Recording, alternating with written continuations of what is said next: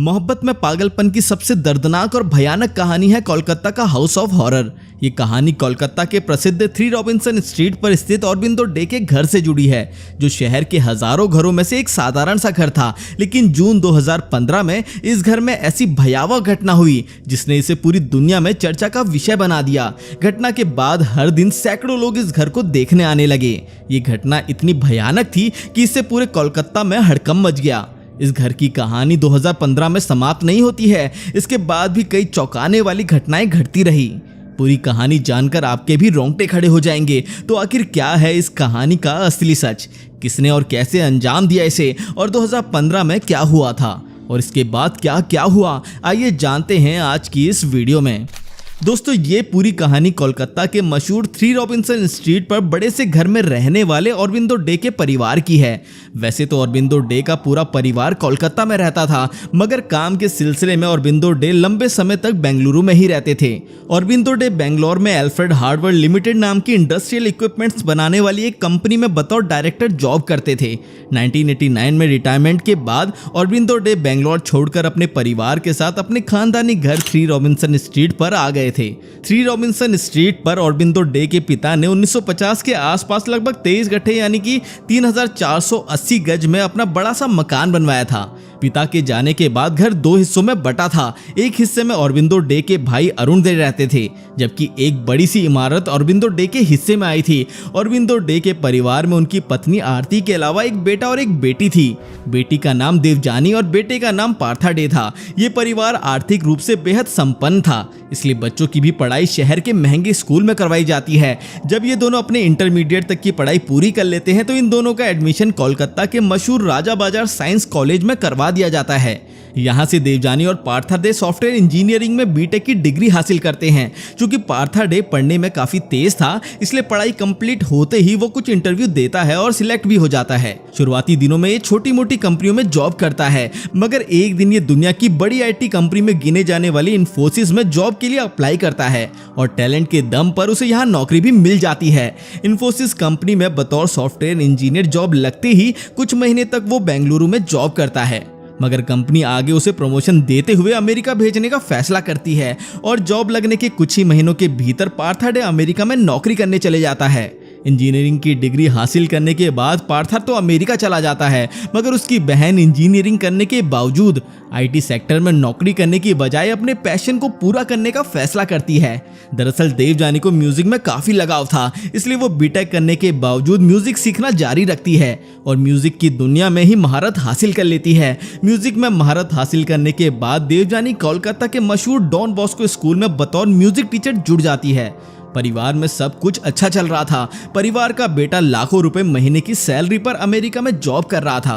बेटी भी शहर के टॉप स्कूल में बतौर म्यूजिक टीचर काम कर रही थी। वहीं घर के मुखिया ऑरबिंदो डे और उनकी पत्नी आरती रिटायरमेंट के बाद सुखी जीवन गुजार रहे थे। मगर इन सभी की जिंदगी का चैन सुख तब खत्म हो जाता है जब आरती बीमार पड़ती है। अचानक आरती को कुछ समस्या होती है और उसे अस्पताल ले जाया जाता है।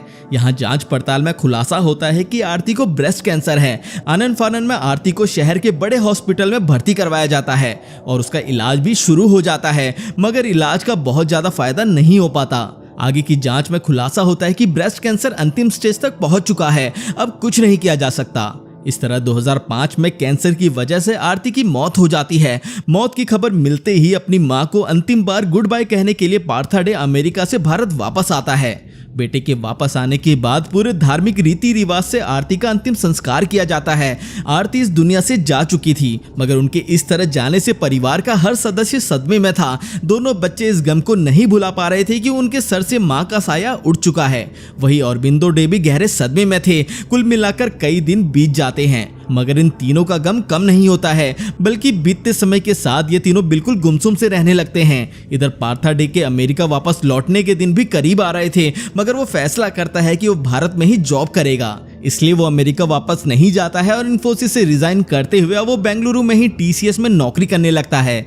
समय बीत रहा था, मगर मां के जाने के गम से पार्था अब तक बाहर नहीं आ पाया था। पार्था को इस तरह परेशान देखकर उसके कुछ करीबी सलाह देते हैं कि तुम अपना ध्यान धर्म की तरफ भी थोड़ा बहुत लगाया करो, इससे तुम मां के जाने के गम से बाहर आ सकोगे। इसी के बाद पार्था कुछ धार्मिक किताबें खरीदता है और उसे पढ़ना शुरू कर देता है।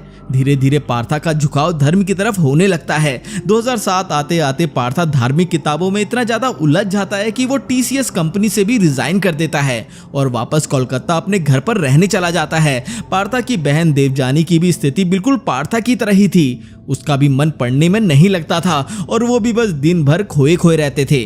रिपोर्ट के मुताबिक 2007 के बाद देवजानी भी नौकरी छोड़कर घर पर ही रहने का फैसला करती है। पहले इस घर में 2 किराएदार रहते थे, मगर देवजानी तथा पार्था के घर वापस आने पर इन दोनों किराएदारों को घर खाली करने के लिए कह दिया जाता है और अब इस घर में अरबिंदो डे, पार्था डे और देवजानी साथ रहने लगती है। इन तीनों का ज्यादातर समय बस धार्मिक किताबें पढ़ने में तथा धार्मिक अनुष्ठान करने में ही बीतने लगता है। इन सब का असर ये होता है कि ये तीनों सोसाइटी से धीरे धीरे दूर चले जाते हैं। यहाँ तक कि इनके कुछ करीबी रिश्तेदार से भी इन लोगों की बातचीत बंद होने लगती है। इन सब में समय बीतने की वजह से देवजानी और पार्था की उम्र भी बहुत ज्यादा हो जाती है और दोनों शादी भी नहीं करते हैं। अगले कुछ साल तक ऐसा ही चलता है। अब साल आ चुका था 2015। आरती को मरे हुए लगभग 10 साल हो चुके थे। उसके बाद से ही ये तीनों बस किताबों में ही उलझकर अपने घर के अंदर ही कैद रह गए थे। ये लोग अब घर में खाना बनाने के बजाय बाहर के ही खाने पर निर्भर रह गए थे। बाहर से भी ये लोग खुद खाना लाना नहीं चाहते थे, बल्कि वो सब कुछ गार्ड से मंगवाते थे और गार्ड से वो मेन गेट पर सामान ले लेते थे। इसके अलावा वो लोग बहुत ज्यादा पिज्जा और बर्गर भी ऑर्डर करते थे। यूं ही समय बीत रहा था कि 10 जून 2015 को घर के आसपास रहने वाले कुछ लोग नोटिस करते हैं कि इस घर के सेकंड फ्लोर के बाथरूम से बहुत ज्यादा धुआं बाहर आ रहा है। तुरंत वो लोग इस बात की जानकारी पुलिस को देते हैं और थोड़ी ही देर में पुलिस की एक टीम इस जगह पर चली जाती है। आग लगने की खबर की वजह से फायर ब्रिगेड टीम को भी लोकेशन पर पहुंचने को कहा जाता है।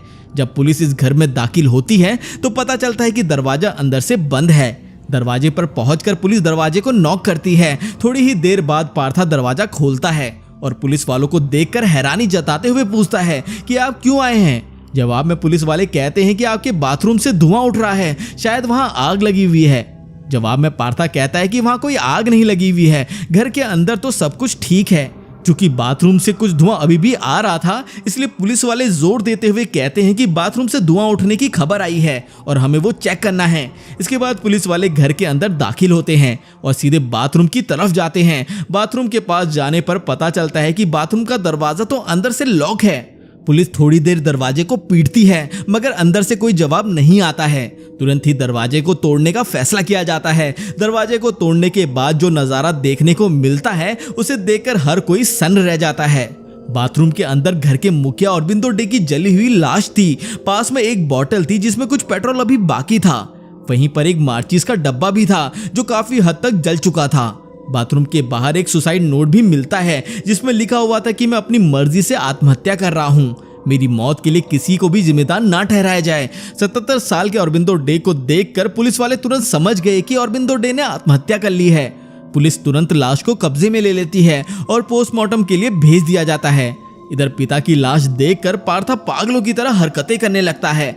पार्था की इस तरह हरकतों को देखकर पुलिस वाले हैरान रह जाते हैं। उन्हें लगता है कि या तो पार्था नाटक कर रहा है या फिर सच में पिता के जाने से इसे पागलपन का दौरा पड़ा है। चूंकि पार्था की हालत बहुत ज्यादा खराब थी, इसलिए 2 पुलिस कांस्टेबल को पार्था पर नजर रखने के लिए तैनात कर दिया जाता है। पुलिस की तैनाती के बावजूद पार्था ऐसी ऐसी हरकतें करता है जिससे पुलिस वाले भी बहुत ज्यादा तंग आ जाते हैं और अंत में उसे अपने साथ लेकर शेक्सपियर रोड पुलिस स्टेशन आ जाते हैं। लेकिन इससे पहले अगर आपने अब तक इस चैनल को सब्सक्राइब नहीं किया है तो जल्दी से चैनल को सब्सक्राइब कर लीजिए। साथ ही हमारी लेटेस्ट वीडियो की जानकारी के लिए बेल आइकन दबाकर नोटिफिकेशन जरूर ऑन कर ले। पुलिस स्टेशन आकर पार्था ऐसी ऐसी बातें करता है जिसे कोई भी नहीं समझ पा रहा था कि आखिर ये कहना क्या चाह रहा है। वो कभी रोने लगता था तो कभी बिल्कुल पागलों की तरह व्यवहार करता था। जब काफी देर तक पार्था ऐसा ही करता रहता है तो वहां मौजूद शेक्सपियर रोड पुलिस स्टेशन के ऑफिस इंचार्ज को लगता है कि शायद कुछ ऐसी बात है जिसे पार्था ने अभी तक दिल में दबाए रखा है। इसलिए स्थिति को भांपते हुए वो पुलिस अधिकारी पार्था से कहता है, तुम घबराओ नहीं, तुम मुझे अपना बड़ा भाई समझकर बात करो, जो भी तुम्हारे दिल में है वो मुझसे शेयर करो। पुलिस वाले की बात सुनकर पार्था बुरे तरीके से टूट जाता है और वो पहले तो उस पुलिस वाले के गले लगकर रोता है और फिर रोते रोते कहता है कि मैंने जो कुछ किया है वो कानून की नजर में गुनाह हो सकता है, लेकिन मैंने बस उनकी मोहब्बत में ये सब किया है, मैं उन्हें अपने आप से दूर नहीं जाने दे सकता। मैं उन्हें बेइंतहा प्यार करता हूँ, मेरे लिए उनके बिना रहना सोचना भी नामुमकिन सा है। पार्था से बात कर रहे अधिकारी पार्था की इन सब बातों से इतना ज्यादा कंफ्यूज हो जाते हैं कि वो तुरंत कोलकाता पुलिस के डिप्टी कमिश्नर मुरलीधर को फोन करते हैं और उन्हें पार्था द्वारा कही गई सभी बातें बताते हैं। सारी बातों को सुनकर मुरलीधर फिर से पार्था के घर की तलाशी लेने की सलाह देते हैं। इसके कुछ ही देर बाद एक टीम पार्था डे के घर की तलाशी लेने के लिए निकल जाती है। जांच के सिलसिले में जब पुलिस वाले ऊपर जाते हैं तो वो देखते हैं कि वहां का दरवाजा बंद है। किसी तरह वो दरवाजा खोला जाता है। दरवाजा खुलते ही जो कुछ होता है उससे पुलिस वालों के होश उड़ जाते हैं। दरवाजा खुलते ही एक बेहद ही डरावनी आवाज पुलिस वालों के कानों में पड़ती है। कोई बेहद ही डरावनी आवाज से पुलिस वालों को वेलकम कर रहा था। इस आवाज से ही पुलिस वालों की सिट्टी पिट्टी गुम हो जाती है। उन्हें लगता है कि ये शायद किसी भूत प्रेत की आवाज है। फिर भी पुलिस वाले हिम्मत करके घर के अंदर दाखिल होते हैं तो वो देखते हैं कि पूरा घर अंदर से मध्यम रोशनी में नहाया हुआ है और घर के हर कोने से मंत्रों के जाप की आवाज आ रही है। घर में बस किताब ही किताब भरी हुई थी और घर के लगभग सभी हिस्सों में कागज के छोटे छोटे टुकड़े पड़े हुए थे जिन पर कुछ कुछ लिखा हुआ था। घर के अंदर का पूरा माहौल भूतिया था। ऐसा लग रहा था जैसे घर के अंदर जादू टोना चल रहा हो। कोई आम आदमी होता तो शायद इन नजारों को देखकर उल्टे पांव भाग जाता, मगर पुलिस वाले अपना फर्ज निभाते हुए पूरे घर की तलाशी लेने का फैसला करते हैं और आगे जो कुछ मिलता है उसे देखकर हर किसी के पैरों तले जमीन खिसक जाती है। जांच पड़ताल के दौरान पुलिस वाले उस कमरे में जाने का फैसला करते हैं जहां पार्था डे रहा करता था। कमरा खोला जाता है तो पुलिस वाले देखते हैं कमरे के अंदर फ्लोर पर खाने पीने की चीजें रखी हुई हैं। इसके अलावा बिस्तर के ऊपर भी बहुत सारा ड्राई फ्रूट्स और पानी का ग्लास रखा हुआ है। साथ ही पुलिस वाले देखते हैं कि बेड पर ब्लैंकेट ओढ़े कोई सो रहा है। कुछ देर तक पुलिस वाले गौर से ब्लैंकेट की तरफ देखते हैं तो पता चलता है कि ब्लैंकेट बिल्कुल साफ सुथरी है। चादर भी ऐसी थी जैसे आज ही बिछाया गया हो और सोए हुए व्यक्ति को देखकर पुलिस वालों को एक बात खटकती है कि इतनी देर से घर में खटपट हो रही है, फिर भी आखिर ये कौन है जो अब तक सोया हुआ है और उसकी नींद नहीं खुली है। इस बात का जवाब तलाशने के लिए पुलिस वाले कंबल हटाते हैं, मगर कंबल हटाते ही जो नजारा वो देखते हैं उसे देखकर ही सभी के होश उड़ जाते हैं। कंबल के अंदर एक इंसान का कंकाल पड़ा हुआ था। उस कंकाल को बहुत ही अच्छे तरीके से नया कपड़ा भी पहनाया हुआ था और कंकाल को इस तरीके से रखा गया था जैसे कि कोई सो रहा हो। पुलिस कंकाल के आसपास तलाशी लेती है तो इस मानव कंकाल के पास 2 कुत्तों के भी कंकाल मिलते हैं। पुलिस इन सभी को तुरंत अपने कब्जे में लेते हुए आगे की जांच के लिए फॉरेंसिक लैब भेज देती है। इसके आगे भी तलाशी जारी रहती है। तलाशी के दौरान पूरे घर से 1-2 नहीं बल्कि पूरे 20,000 से ज्यादा किताबें बरामद की जाती हैं। इन किताबों में ज्यादातर आत्मा के रहस्य से जुड़ी किताब, मरने के बाद के रहस्यों से जुड़ी किताब, भगवान, दुनिया इत्यादि से जुड़े रहस्यों की ही किताबें थीं।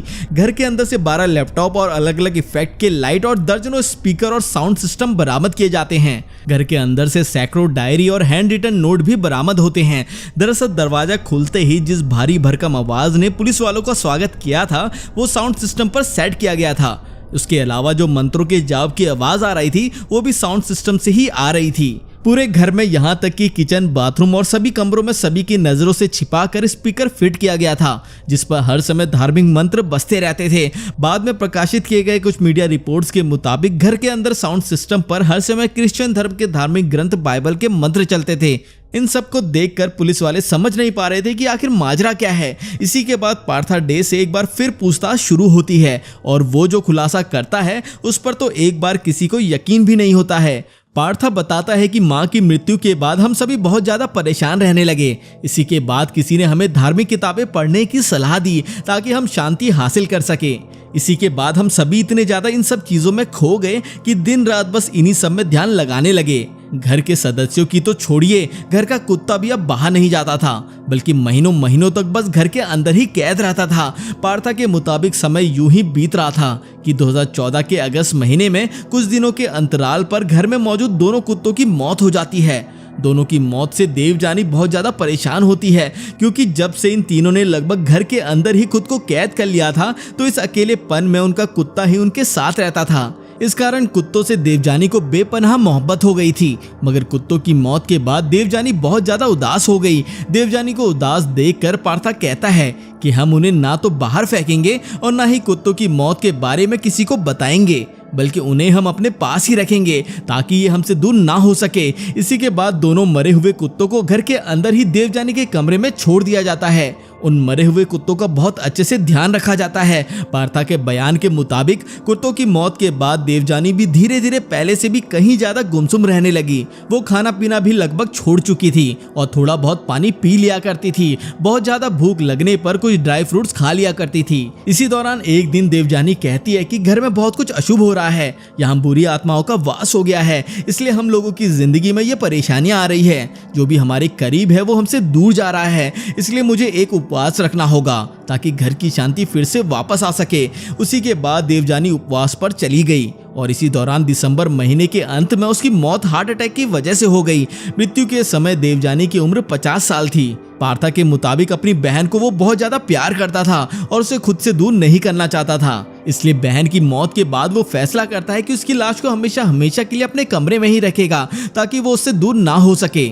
शुरू में पिता इस फैसले का विरोध करते हैं, मगर पार्था उन्हें इस बात का यकीन दिला देता है कि हम लोग तो इतने दिनों से धर्म से जुड़ी चीजों को पढ़ रहे हैं और उन चीजों से हमने जो सीखा है उसके मुताबिक एक समय बाद देवजानी की आत्मा वापस आएगी और फिर से जिंदा हो जाएगी। कुल मिलाकर तरह तरह की बातें अपने पिता को समझाते हुए पार्था डे अपनी बहन के शव को घर के अंदर रखने के लिए पिता को राजी कर लेता है।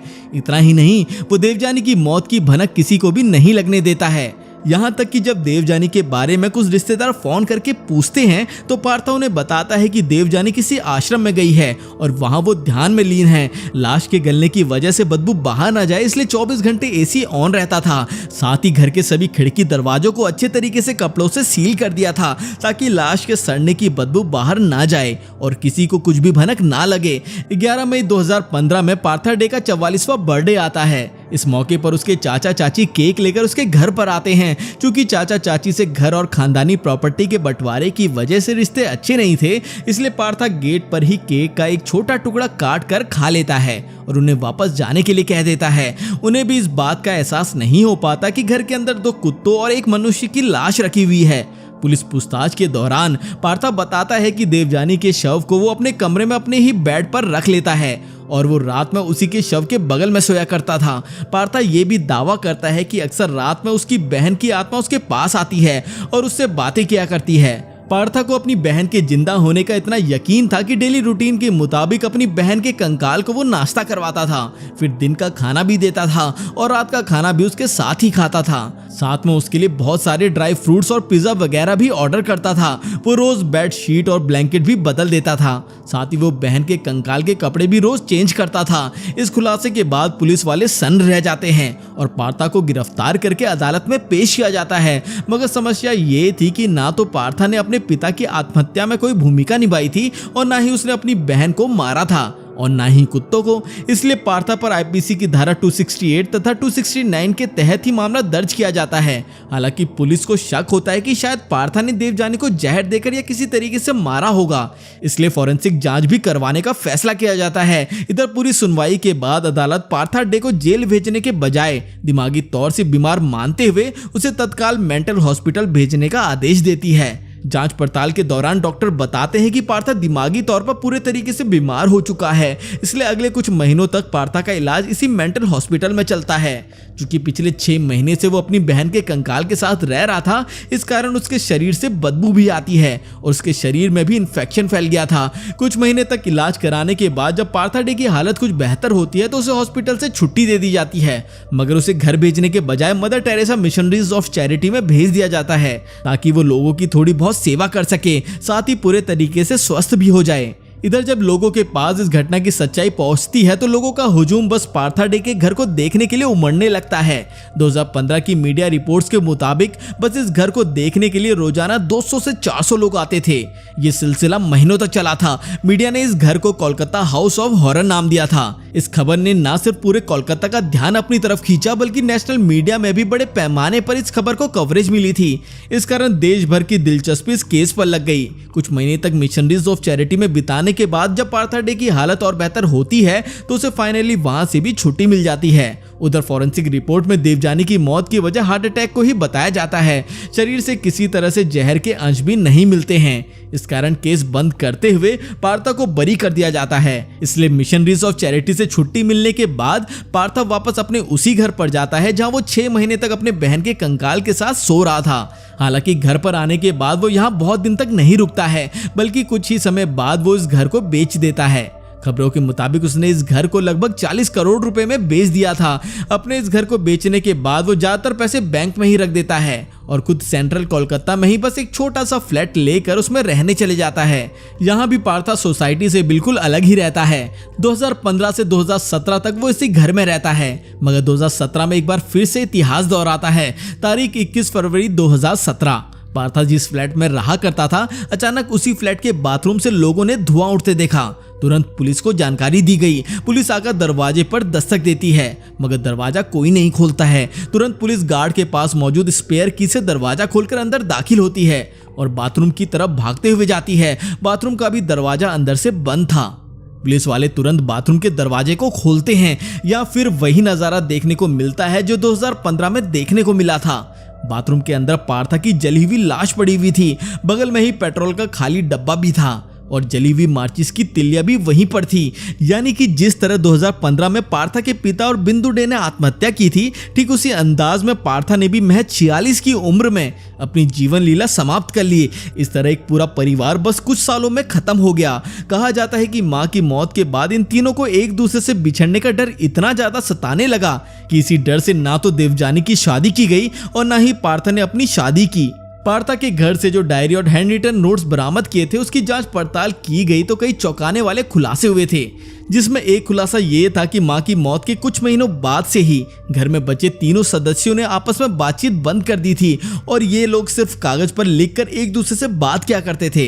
यही वजह थी कि घर के लगभग सभी हिस्सों में छोटे छोटे नोट मिले थे। यहाँ तक कि kitchen, bathroom, bed, hall, sofa, सब जगह नोट ही नोट थे। पार्था के घर से बरामद नोट्स में कुछ ऐसे नोट्स भी मिले थे जिसके आधार पर दोनों भाई बहन यानी पार्था और देवजानी को लेकर कुछ अखबारों द्वारा बहुत ही गंभीर और चौंकाने वाला दावा किया गया था। हालांकि हम उन दावों पर नहीं जाना चाहेंगे क्योंकि उनमें कितनी सच्चाई है वो कोई नहीं जानता, और शायद उन नोट की सच्चाई जो बता सकता था उनमें से कोई भी हमारे बीच नहीं है। ऐसे में उन कथित नोट्स के आधार पर कुछ दावा करना कहीं ना कहीं पार्था डे और देवजानी के साथ नाइंसाफी होगी। इस पूरे मामले पर हम बस इतना ही कह सकते हैं कि शायद ये सब कुछ आपसी मोहब्बत के पागलपन में किया गया। अपने माँ बाप, भाई बहन से हर कोई प्रेम करता है, मगर शायद ये लोग इस प्रेम में कुछ ज्यादा ही खो गए, और इतने ज्यादा खो गए कि अपने होशो हवास और फिर जिंदगी से भी हाथ धो बैठे। तो दोस्तों, इसी के साथ आज की ये वीडियो यहीं पर खत्म होती है। आपकी इस केस पर क्या राय है हमें कमेंट करके जरूर बताएं। अगर आपको आज की वीडियो पसंद आई तो इसे लाइक और हमारे चैनल को सब्सक्राइब करना बिल्कुल ना भूलें। तो मिलते हैं अगली वीडियो में।